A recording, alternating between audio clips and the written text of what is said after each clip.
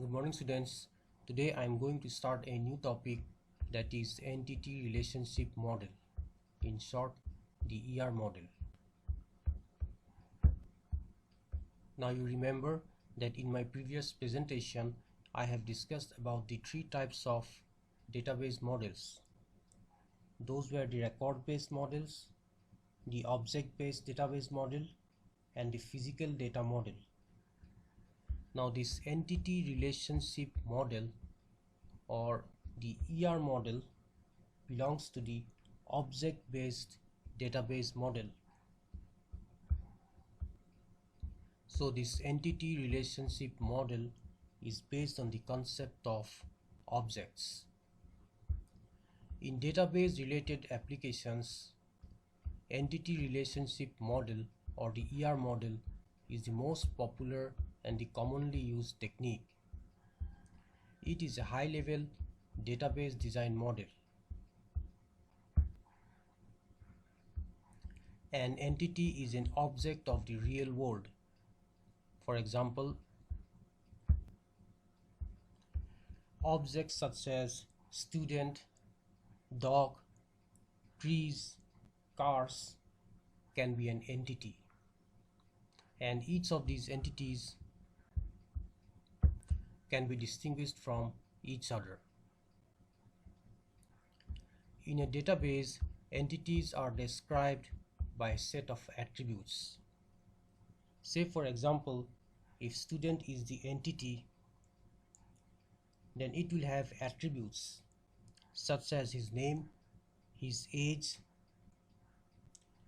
his date of birth, and his address.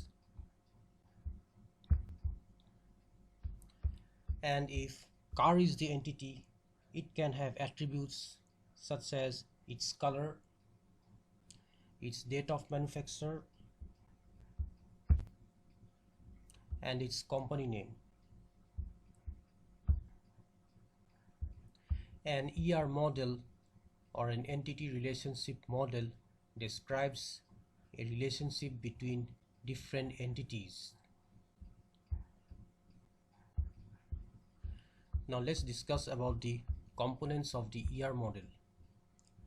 The ER model consists of the following components. The first one is the entity. Its symbol is in the shape of a rectangle. Example of an entity is the name student. Each entity can have attributes, and those attributes are represented in the form of an ellipse. For the entity named student, it can have attributes such as name, age, address, blood group, etc. Let us consider one of the attributes, that is name, represented as S-name, which denotes the student name, and since it is an attribute,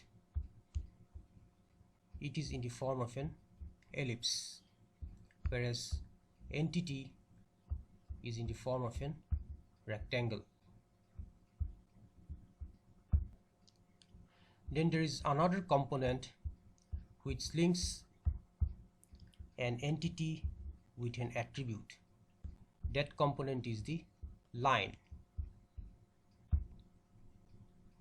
So a line links an entity with an attribute, just as shown here.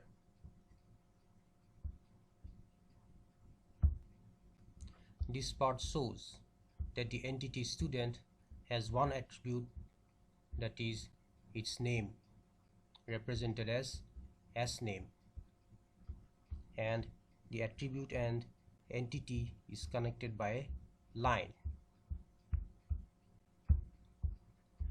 Now there is one more component which brings relationship among entities, and that component is represented in the form of a diamond. Say for example, if you have two entities, student and device, as they are the entities they are represented in the form of a rectangle. But how can you form a relationship between the entity student and the entity device? One such form of relationship is purchase. That means a student can purchase a device.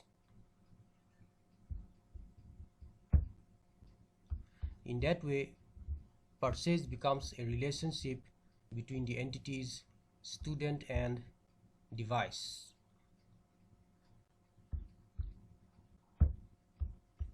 And purchase being the relationship is represented in the shape of a diamond. Now let's try to understand what's the degree of relationship in an ER model.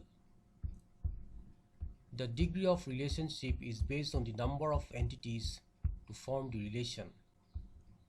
A relationship between two entity types is called a binary type relationship. Now, in the given figure, you have one relationship represented by this diamond symbol and two entities represented by the rectangular symbol. Now, since this relationship is between two entity types, that is, the first one is this entity student and the second one is the entity device, that's why this type of relationship is known as the binary type relationship. So a relationship between two entity types is called a binary type relationship.